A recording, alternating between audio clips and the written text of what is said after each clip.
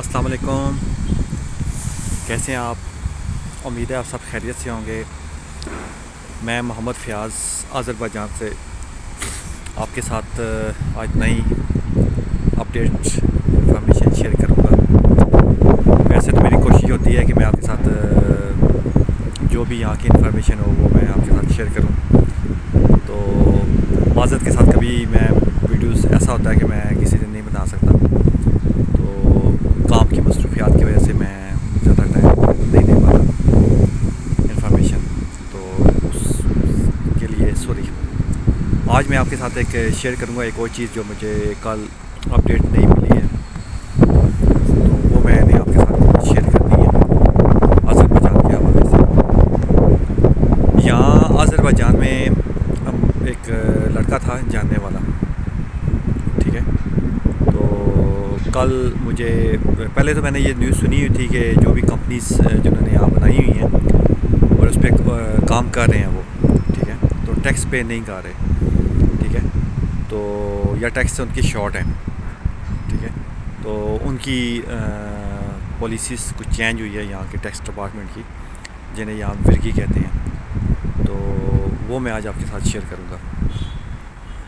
جیسا کہ یہاں بہت سارے پاکستانی، انڈین، دوسرے کنٹری سے آتے ہیں اور یہاں آ کے بزنس کرتے ہیں، وہ کمپنی اوپن کرواتے ہیں۔ پہلے تو آج سے اگر آپ جائیں نا 4-5 سال پہلے، تو بہت سارے ایسے آئے ہیں پاکستانی بھائی جو بھی دوسرے کنٹری سے آئے ہیں، انہیں کمپنیز بہت زیادہ بنائی ہیں یہاں، لیکن ریٹرنس فائلز نہیں ہوئی، جس وجہ سے ان کی گورنمنٹ نے بھی ایکشن لیا ہے، ٹیکس ڈپارٹمنٹ نے بھی ایکشن لیا ہے اس پہ۔ تو میں نے کچھ ٹائم پہلے یہ نیوز سنی تھی کہ جن کے ٹیکس شارٹ ہیں یا جنہیں فائن ہوئے ہیں وہ نہیں پے کروا رہے، تو انہیں جو ہے نا ایئرپورٹ سے یہاں سے آؤٹ نہیں ہونے دیا جائے گا۔ یہ میں نے نیوز سنی تھی پہلے، تو میں نے خیر اس پہ اتنا نہیں دھیان دیا تھا، لیکن ریسنٹلی ایک اپڈیٹ ہوئی ہے ایک لڑکے کے ساتھ، تو پھر میری جب بات ہوئی ہے تو انہوں نے کہا جی یہ ٹیکس کٹ ہو رہا ہے، تو ایک اور بھی مجھے پتہ چل گیا اس بارے میں کہ اس کے ٹیکس شارٹ تھے لیکن وہ یہاں سے چلے گئے تھے، تو جب واپس آئے ہیں تو انہیں ایئرپورٹ پہ ہی روک لیا گیا ہے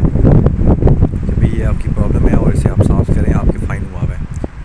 تو پھر انہوں نے یہ فائن پے کیا تھا، اور جو پیسے ہیں بنتے ہیں وہ بھی پے کرتے ہیں۔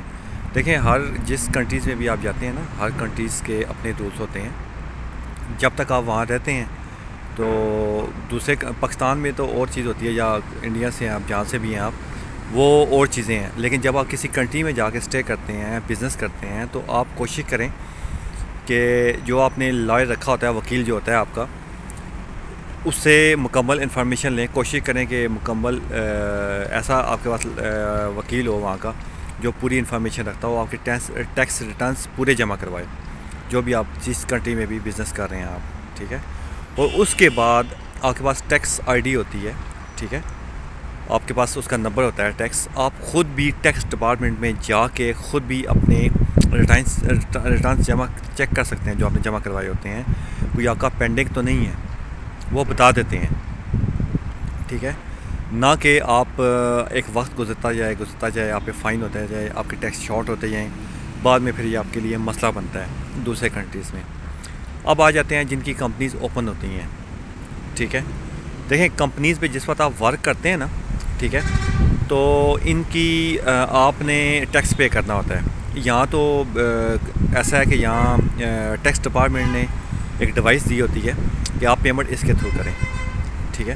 تو اس میں جو بھی آپ اس کے تھرو پیمنٹ کرتے ہیں آپ، تو مطلب جو بھی چیز آپ سیل کرتے ہیں اس میں اس کی انٹرسٹ کرتے ہیں، آپ اسے انٹر کرتے ہیں، تو اس میں سارا ڈاٹا چپ لگی ہوتی ہے بیچ میں ٹیکس ڈپارٹمنٹ کی طرف سے، تو اس میں ڈاٹا سارا ان کے پاس آ جاتا ہے، تو وہی ایکچوئل ڈاٹا مطلب ہے وہ ان کے پاس سیو ہوتا ہے، ٹھیک ہے، اور اسی کا ہی آپ نے حساب دینا ہوتا ہے۔ اور اس کے علاوہ اور ٹیکس بھی ہوتے ہیں، ٹھیک ہے، جیسے آپ کی شاپ کا ٹیکس ہوتا ہے، ٹھیک ہے، آپ کا اپنا ٹیکس ہوتا ہے، ورکر کا ٹیکس ہوتا ہے، ٹھیک ہے، اس طرح کے کئی ٹیکس ہوتے ہیں جو آپ نے پے کرنے ہوتے ہیں۔ ایک تو وہ ہوتا ہے جو آپ سیل کر رہے ہیں، اس کے علاوہ بھی ٹیکس ہوتا ہے جو آپ نے سیل کرنا ہوتا ہے۔ اسی لیے جو بھی آپ وکیل کرتے ہیں وہ وکیل کریں آپ جو مکمل آپ کو رہنمائی دے، مکمل آپ کی ریٹرنس آگے پے کرے۔ اس کے علاوہ بھی آپ ٹیکس ڈپارٹمنٹ میں جا کے اپنی کمپنی، اپنا وائن ساتھ لے جائیں، وہاں سے جب آپ انہیں دکھائیں گے تو سارا کچھ آپ کو بتائیں گے بھئی آپ کتنے پینڈنگ ہیں، ٹھیک ہے، ٹیکس۔ تو تاکہ آپ کے علم میں ہو، نالج میں ہو، اور وہ پھر آپ اسے اپڈیٹ کروا سکتے ہیں، ریٹرنس وہ جمع کروا کے کلیئر کروا سکیں. ادروائز فائن ہو جاتے ہیں اور کافی مسئلہ بن جاتا ہے ان چیزوں کے لیے. یہ انفارمیشن بہت ضروری تھی. کل ایک بھائی مجھے ملے ہیں، میری ان سے بات چیت ہوئی تھی، تو وہ بتا رہے تھے پہلے بھی وہ یہاں رہ کے گئے ہیں، کمپنی اوپن کروائی تھی انہوں نے، تو وہ کمپنیز کے پیپر بھی کسی کو دے دیے ہیں اور پاور آف اٹرنی بھی کسی کو دے دی ہے، اور جو ان کی اسٹیمپ تھی وہ بھی کوئی اور یوز کر رہا ہے.